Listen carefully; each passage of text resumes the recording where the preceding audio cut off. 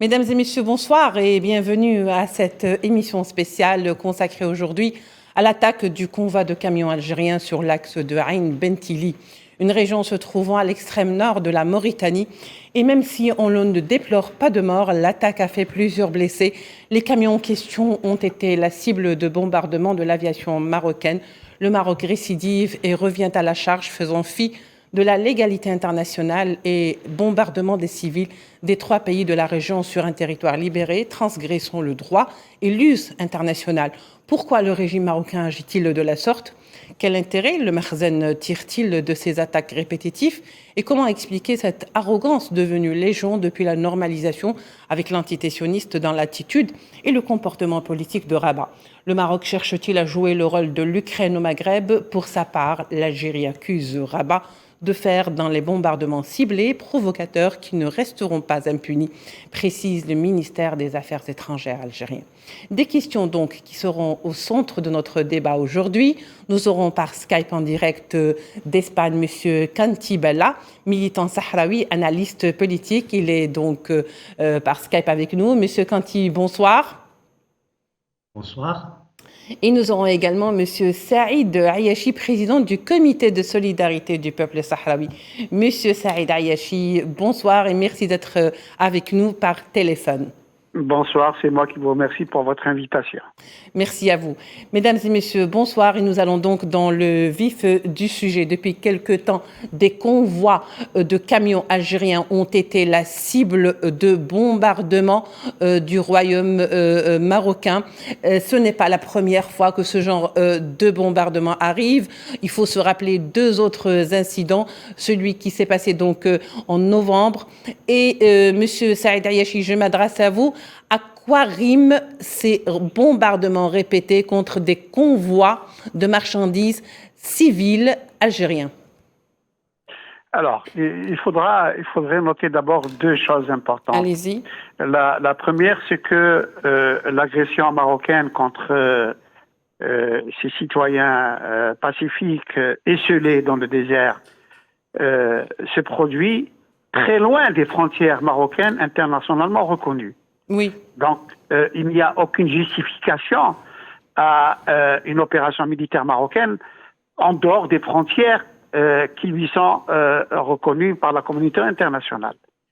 La deuxième chose, c'est que le Maroc attaque des civils sans défense.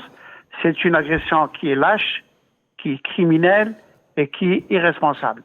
Elle est lâche parce que précisément ce n'est pas une cible militaire que peut revendiquer le Maroc pour justifier son acte. Elle est criminelle parce que il y a mort d'hommes, il y a assassinat de citoyens. C'est même, à mon sens, un crime d'État. Elle est irresponsable parce que se déroulant contre des citoyens autres que marocains et en dehors des frontières du Maroc, elle peut entraîner des conséquences incalculables, dangereuses pour la région. Maintenant, pourquoi le Maroc le fait? Et il est clair que ce sont des provocations caractérisées de la part du régime marocain et principalement des provocations contre l'Algérie.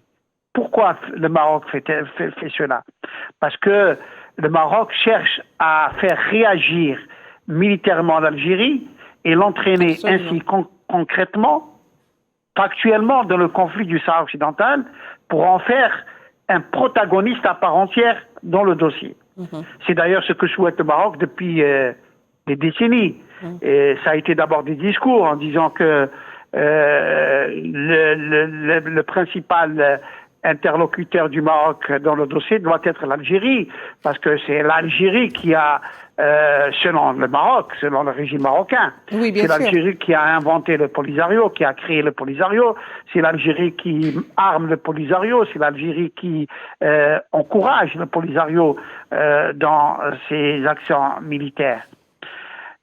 Pourquoi le Maroc fait-il cela et pourquoi veut-il entraîner l'Algérie dans le conflit qui, par ailleurs, je le rappelle, le Maroc a officiellement et publiquement toujours revendiqué l'Algérie comme un interlocuteur à part entière dans le dossier, y compris dans les négociations. Pourquoi le fait-il? Tout simplement parce que le Maroc n'a aucun argument, absolument aucun argument juridique à faire valoir dans le dossier. Du point de vue juridique, tous les éléments sont en faveur des Sahraouis. Oui. Et alors, le Maroc a toujours essayé de transposer le conflit du Sahara occidental d'un conflit et le transposer d'un conflit de décolonisation vers un conflit de contentieux entre l'Algérie et le Maroc. Parce que lorsque le conflit du Sahara occidental reste comme étant un problème de décolonisation, justement, le Maroc n'a pas d'argument juridique à faire valoir. Tout est en faveur du Polisario. Alors, il le transpose comme un litige, comme un conflit directement entre l'Algérie et le Maroc.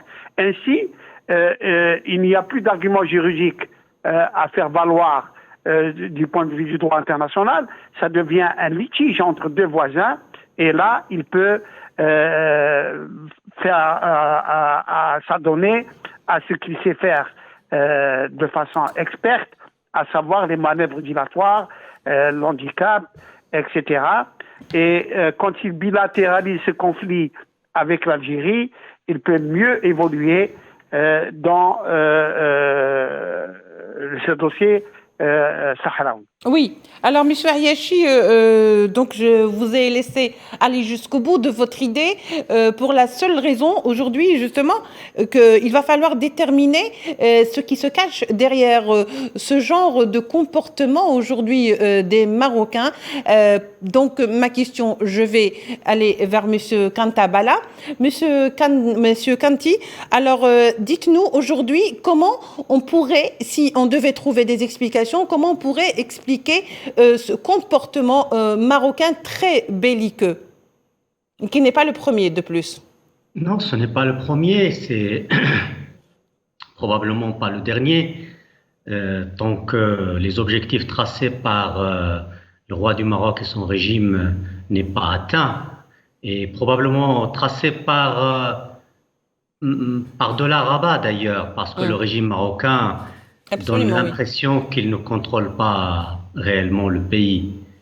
Et ces actes, ce ne sont pas des actes de guerre, c'est vraiment des actes criminels, des actes de lâcheté, c'est d'une cruauté incroyable que de s'attaquer d'une façon répétitive à des civils, et à deux reprises vraiment à la lisière de la frontière mauritanienne, ce qui nous fait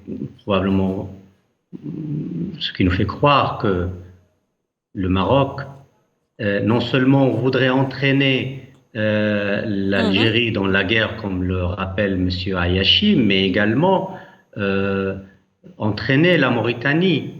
Rappelons qu'il avait toujours eu des visées politiques sur ce pays, et en dépit du fait que le porte-parole du gouvernement mauritanien avait déclaré que la Mauritanie n'a pas été visée, mais en réalité elle est visée réellement. Et un autre objectif probable, c'est le fait également que l'Algérie et la Mauritanie se trouvent dans une phase ascendante dans leurs relations économiques et politiques, liées notamment à la dernière visite du président mauritanien en décembre dernier, et la conclusion d'un accord sur une route reliant l'Algérie et la Mauritanie, qui permettrait des échanges économiques et humains beaucoup plus denses entre les deux pays. Donc ces attaques visent probablement à casser cette dynamique. Et un autre objectif serait dans la ligne droite de ce que le Maroc a toujours pratiqué contre le peuple sahraoui, à savoir ce crime d'agression, ce crime de persécution contre le peuple sahraoui. Je rappelle que Aïn Bentili, est symbolique à plus d'un titre pour le peuple sahraoui. C'est là où, le 12 octobre 1975, l'Assemblée générale sahraoui, qui est la plus haute instance sahraoui sous l'occupation espagnole, a décidé de se réunir, de s'autodissoudre et de proclamer le Front Polisario comme représentant légitime et unique du peuple sahraoui devant mener le combat libérateur jusqu'à l'indépendance du Sahara occidental. Donc, attaquer Aïn Bentili à 2 reprises, c'est afficher son intention à vouloir disloquer l'unité nationale sahraoui, ce qui est un crime de guerre, tel que défini par la Cour pénale internationale. Oui. Oui. Alors, si j'ai bien compris votre raisonnement, Monsieur Kantibella, c'est qu'aujourd'hui, le Maroc peut être soucieux de voir que l'Algérie est en train quand même de prendre position dans certains pays d'Afrique et des expansions commerciales et économiques chercheraient par plusieurs moyens de saper, si vous voulez, cette ascension ou ce pas d'aller vers l'avant avec les pays d'Afrique et des pays du Sahel? Tout à fait, parce que vous voyez, ce qui est visé là, ce ne sont pas des combattants du Front Polisario, ce ne sont pas ce sont des civils mauritaniens, algériens, sahraouis, et donc oui, des camionneurs en plus. C'est casser réellement cette relation entre l'Algérie et la Mauritanie. Rappelons que la Mauritanie est quand même plus ou moins dépendante de beaucoup d'importations qui viennent du Maroc, qui viennent de Guerguerat, en réalité, du Sahara occidental occupé. Et si le Sahara occidental est fermé, si Guerguerat est fermé, si l'Algérie est ouverte à la Mauritanie, eh ben le Maroc reste complètement isolé. Ce que craint le Maroc, et au lieu de favoriser plutôt une entente entre les 3 pays de l'Afrique du Nord, de résoudre le conflit du Sahara occidental conformément au droit international et tel que demandé par les Nations Unies, eh bien le régime de Rabat s'adonne à des manœuvres belliqueuses, à des politiques bellicistes. Absolument. Entraînant l'ensemble de la région dans l'instabilité et le désordre. Très bien, Monsieur Kantibella. Monsieur Saïd Ayachi, je reviens vers vous. Aujourd'hui, je disais au départ que ce n'était pas la première attaque ni aux drones de bombardement. La première a coûté la vie à 3 Algériens, des civils, des camionneurs également, qui transportaient de la marchandise. Cette fois-ci, Dieu merci, on ne déplore pas de morts, mais il y a quand même des blessés. Alors, cette région, il faut le préciser, comme disait tout à l'heure M. Kantibella, se retrouve donc dans une région proche de la Mauritanie, mais c'est une région qui est considérée comme une région quand même libérée, on ne peut pas s'y tromper, je veux dire. Donc l'action, elle est réellement préméditée, ce n'est pas une erreur, ce n'est pas un hasard. Et comme disaient les autorités, ou le ministère des Affaires étrangères algérien, que c'était des bombardements ciblés. Ce qui n'est pas rien. Bien sûr. L'agression est délibérée. Elle a été programmée par les responsables de l'armée marocaine et menée donc, encore une fois, avec une sauvagerie inouïe. Mais combien même Aïn Bentili ou combien même du point de vue du droit international, y compris le Sahara occidental, ce n'est pas le Maroc. Le Maroc est plus haut. Le Maroc est plus loin que cette... Donc, de quel droit le Maroc peut-il venir, pour quelque raison que ce soit, venir bombarder des camionneurs pacifiques par ailleurs, se trouvant loin de son territoire? Lorsque le Maroc mène ses opérations criminelles, il poursuit plusieurs buts. Le premier, c'est de marquer son périmètre pour dire ainsi, ici c'est chez moi. Vous êtes à la lisière, vous êtes en bordure de mon territoire, vous ne devez pas vous trouver ici. Ce qui est d'ailleurs, par ailleurs, combien même ce serait vrai, ce qui ne serait pas normal. Mais deuxièmement aussi, je continue à penser, ce sont des provocations caractérisées contre les pays de la région. Bien sûr, le Maroc n'évalue pas l'irresponsabilité de menacer la stabilité et la sécurité dans la région, puisque de toute façon, il sème la mort et la désolation par ces attaques programmées, ciblées, délibérées. Mais il mène des opérations de provocation, essayant, probablement cherchant à faire réagir l'Algérie ou la Mauritanie. Mais je vais parler de l'Algérie. Il cherche à faire réagir l'Algérie pour donc une riposte armée et déclencher un conflit entre les deux pays. Quand il déclenche un conflit entre les deux pays, les projecteurs se braquent sur ce conflit, d'une part, et donc on oublie qu'il y a une résistance armée de la part de l'armée de libération populaire sahraoui, qui se déroule depuis novembre 2020 contre l'armée marocaine. Mais en bilatéralisant le conflit entre le Maroc et l'Algérie, le Maroc cherche à le sortir de son cadre juridique international, qui lui est très défavorable, pour l'amener dans un cadre où il peut encore évoluer par les manœuvres, par les médiations, bref, il veut changer de nature au problème sahraoui. C'est ce qu'il a toujours cherché. D'ailleurs, rappelez-vous, quand l'Organisation de l'Unité africaine en son temps avait acquis la République arabe sahraoui démocratique, il est sorti de l'Organisation de l'Unité africaine parce que il lui dénie le droit de pouvoir d'abord accueillir la race qu'il ne reconnaît pas, mais surtout de pouvoir se saisir du dossier sahraoui.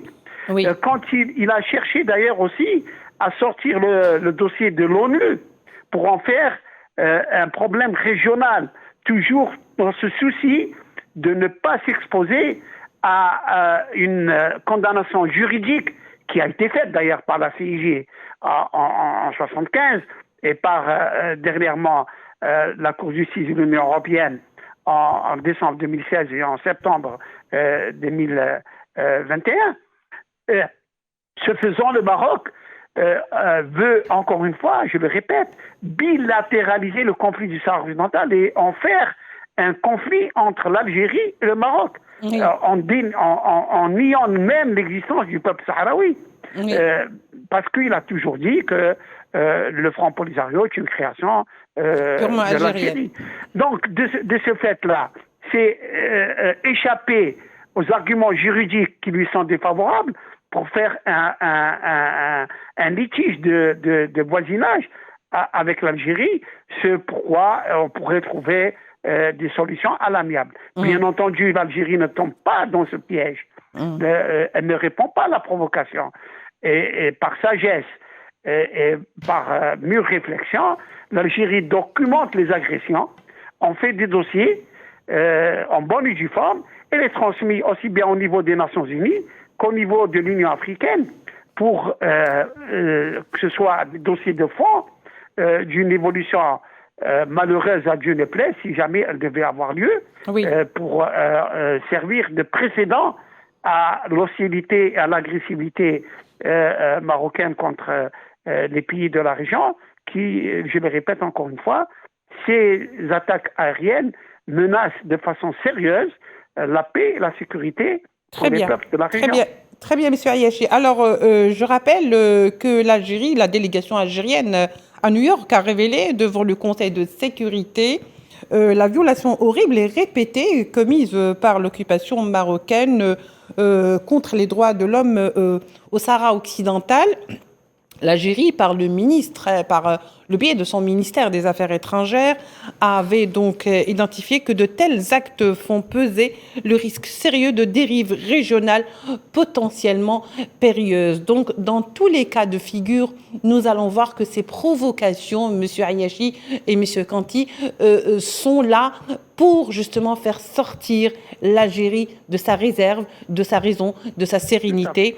Alors, c'est qui nous pousse un petit peu à poser la question aujourd'hui, qui est derrière le Maroc, même si on pense que le Maroc agit seul, mais on sait très bien que depuis la normalisation avec une force hostile qui est l'entité sioniste, les attaques sont devenues de plus en plus répétées, ce qui n'est pas anodin.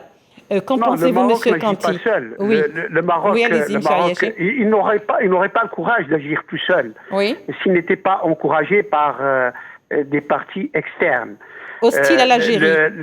Bien sûr, ces partis externes que nous allons nommer et dont je parle ont également des intérêts dans ces opérations militaires, ou en tout cas dans ces activités hostiles contre l'Algérie. Le Maroc, je le dis encore une fois, il me semble, je suis de ceux qui pensent qu'il cherche encore une fois à bilatéraliser le conflit du Sahara occidental entre le Maroc et l'Algérie pour avoir une plus grande marge de manœuvre dans ces revendications expansionnistes territoriales. Mais il y a Israël, bien sûr, avec lequel il vient de normaliser ses relations et qui maintenant est installé au Maroc. Israël installé au Maroc, c'est un danger potentiel extrême pour l'Algérie. Pourquoi ? Parce que tout simplement, Israël n'accepte pas qu'il y ait un pays arabe, l'Algérie, qui lui tient tête et qui ne reconnaît pas son autorité. Ce qu'il fait contre les Palestiniens, qui ne reconnaît pas l'Algérie, n'accepte pas que Israël ne se conforme pas aux résolutions des Nations Unies, qu'il n'y a pas de respect des Palestiniens dans les territoires occupés, qui sont opprimés tous les jours, et qu'Israël ne se conforme pas aux résolutions des Nations Unies en ce qui concerne la résolution du conflit palestinien. Oui. Et donc, c'est le dernier pays arabe qui tient tête à Israël, et par conséquent, Israël voudrait faire plier l'Algérie, si l'expression est possible, la faire rentrer dans le rang selon eux, pour ainsi maintenant, après, asseoir sa domination sur toute la région et bien entendu régler le problème palestinien comme bon lui semble. Oui. Donc pour Israël, l'Algérie est un objectif majeur. Oui. D'autres pays également, je veux parler de la France, qui jusqu'à maintenant, en tout cas une partie de la classe politique française et même dans certaines institutions françaises, on n'a pas digéré encore l'indépendance de l'Algérie et par conséquent, il faudra, selon ces mêmes partis françaises aussi à l'Algérie, il faudra faire payer à l'Algérie sa témérité et le résultat qu'elle a eu en 62. Oui. Alors, Monsieur Kanti, je me retourne vers vous et je vois que vous voulez réagir à ce que vient de dire donc Monsieur Saïd Ayachi. Allez-y, faites-le. Je suis tout à fait d'accord avec ce qu'a dit Monsieur Ayachi. Je relève d'ailleurs qu'il y a un point commun entre l'entité sioniste et le Maroc, dans ce sens que les deux rejettent les résolutions des Nations Unies. Et ne les respectent pas. Concernant la Palestine pour Israël et le Sahara occidental pour le Maroc. Et pour un background juridique concernant le Sahara occidental, il faut tout de même rappeler à vos auditeurs que l'invasion marocaine au Sahara occidental en 1975 a été l'objet de la résolution 380 du 6 novembre, dans laquelle le Conseil de sécurité déplore la marche marocaine sur le Sahara occidental et demande instamment au Maroc de se retirer du territoire. Et par la suite, à plusieurs résolutions, notamment celle de l'Assemblée générale des Nations Unies 34-37 de 1978, qui qualifie la présence marocaine au Sahara occidental, 3 ans plus tard d'ailleurs, d'occupation persistante et qui la déplore. Donc ça, c'est le cadre juridique. C'est pour dire que tous ceux qui soutiennent le Maroc dans cette invasion, dans cette agression du Sahara occidental, commettent une infraction grave du droit international et ont intérêt à ce que la légalité internationale ne soit pas respectée au Sahara occidental et par-delà en Afrique du Nord. Et je souligne aussi le fait que ce qu'a commis le Maroc au Sahara occidental sont des infractions graves telles que définies dans les conventions de Genève auxquelles il est signataire, le Maroc. Et en même temps, sont des crimes de guerre, que ce soit les disparitions forcées qui ont touché des milliers de Sahraouis, que ce soit les assassinats de civils dans les territoires occupés, que ce soit les tortures sauvages, que ce soit les arrestations arbitraires de 1975 jusqu'à aujourd'hui. Tout cela, ce sont des crimes contre l'humanité et des crimes de guerre commis en territoire, comme l'a rappelé Dr Ayashi, ne relèvent pas de la souveraineté du Maroc. Quoi qu'ils disent, le Maroc, le Sahara occidental, ne relève pas du territoire internationalement reconnu du Maroc. Oui, alors très bien, Monsieur Kanti. Je rappelle également la position de la Commission nationale sahraoui des droits de l'homme qui a exprimé, je cite, sa ferme condamnation des pratiques de l'occupant marocain contre les civils et les considère comme un acte terroriste. La condamnation ou la Commission a exprimé également sa condamnation de ces pratiques criminelles répétées et continues comme un acte de terrorisme par un État voyou contre la légitimité internationale, une violation flagrante du droit international humanitaire, une violation de tous les droits de l'homme internationaux pertinents. Nous avons remarqué effectivement que comme donc Israël ou l'entité sioniste, le Maroc bénéficie également de l'impunité face à la violation du droit international. Quand il s'agit donc des droits de l'homme, le Conseil de sécurité se tait par rapport au Maroc comme il se tait pour Israël. Alors, je rappelle également que ces assassinats planifiés et prémédités froidement par le gouvernement marocain ne resteront pas sans conséquences. C'est là la déclaration de Ammar Belani, l'envoyé spécial au Sahara occidental, représentant du ministère des Affaires étrangères algérien. Il ajoute également qu'un éventuel débordement de ces actions bellicistes sur le territoire national algérien sera considéré comme un casus belli, même si l'Algérie proclame qu'elle ne fera la guerre qu'en état de légitime défense. Donc, dans les deux déclarations, nous avons des dénonciations par rapport à ces attaques sahraouis contre des civils algériens, mais pas que, puisqu'il s'agit également des civils des 3 pays limitrophes. Alors, la question qui nous viendrait à l'esprit de manière inévitable, est-ce qu'on ne cherche pas à faire du Maroc, je parle quand je dis on, les pays qui actionnent ou qui justement utilisent le Maroc, même si elle n'a pas besoin de ça, puisqu'elle le fait si bien, ou le Maroc le fait si bien avec ses voisins quand on parle d'hostilité, est-ce qu'on ne cherche pas à faire du Maroc un Ukraine dans le Maghreb, M. Ayashi? Oui, bien sûr, même si la comparaison me paraît disproportionnée, le Maroc n'est pas l'Ukraine. Par contre, ces menées sont sournoises, sont hypocrites, sont criminelles, bien entendu. Et quand la Commission sahraoui des droits de l'homme dénonce avec vigueur cet assassinat ciblé des camionneurs pacifistes dans le désert, il faut rappeler quand même les violations massives, répétées, sauvages, quotidiennes des droits de l'homme au Sahara occidental commises par l'administration marocaine d'occupation. Il faut rappeler le sort des prisonniers sahraouis dans les prisons marocaines qui sont dans une situation lamentable, dégradée, dénoncée par plusieurs militants des droits de l'homme à travers le monde. Et il faut rappeler aussi, pour compléter ce que a dit M. Kanti tout à l'heure, que concernant Israël et le Maroc, vous savez que la similitude est parfaite entre les deux cas d'occupation, l'un de la Cisjordanie et l'autre du Sahara occidental.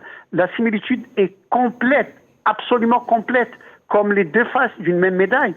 Vous avez un mur, il y a un mur ici et un mur là. La répression sauvage ici, la répression sauvage là.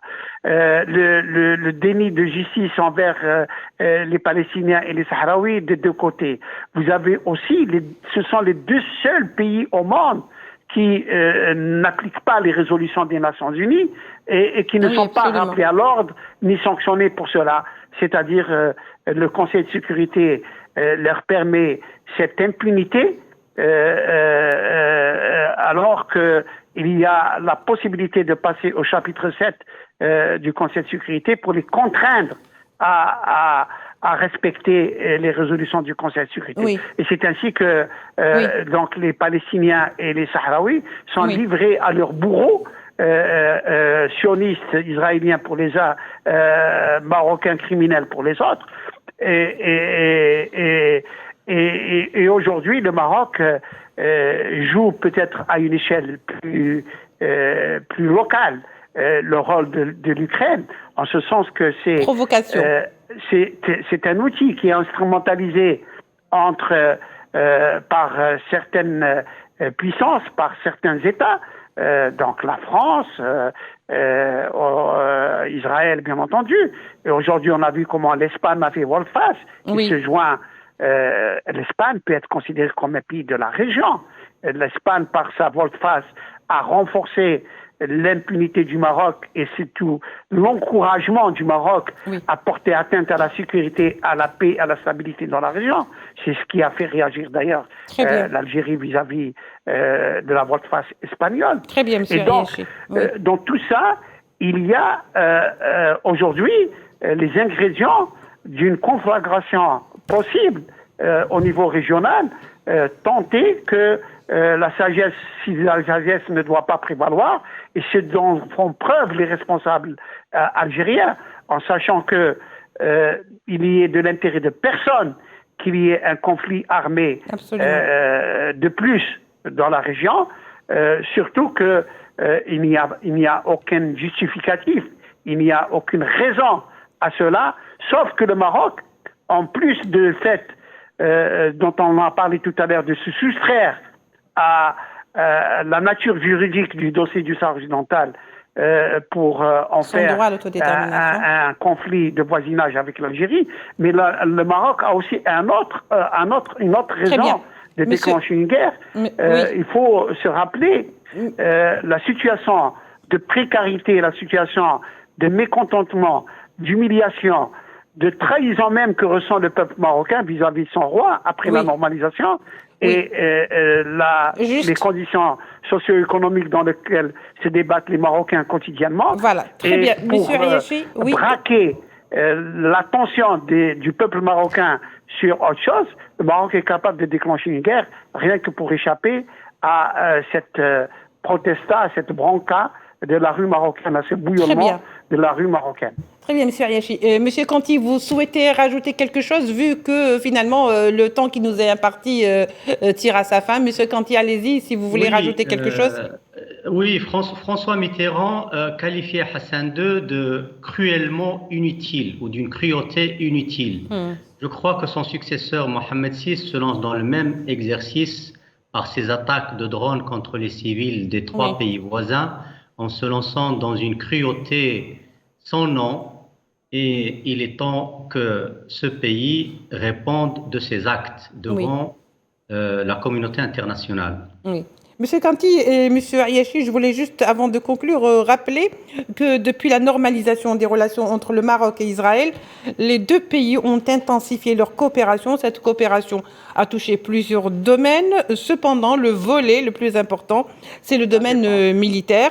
Des accords qui ont été considérés par l'Algérie comme un pacte d'agression. Et c'est pour ça que je disais, Monsieur Riachi, le parallèle avec l'Ukraine, non pas le fait que l'Ukraine est devenue théâtre de guerre, de plus mais par rapport à la provocation. Vous savez, quand s'achèvera ce conflit qui se passe en Europe centrale, en Ukraine plus précisément, et souhaitant que ce soit le plus rapidement possible, quand s'achèvera ce conflit, le monde ne sera plus comme avant. Oui, absolument. Et ce conflit va entraîner, à n'en pas douter, un bouleversement. Très bien, il ne nous reste plus beaucoup de temps, Monsieur Riachi.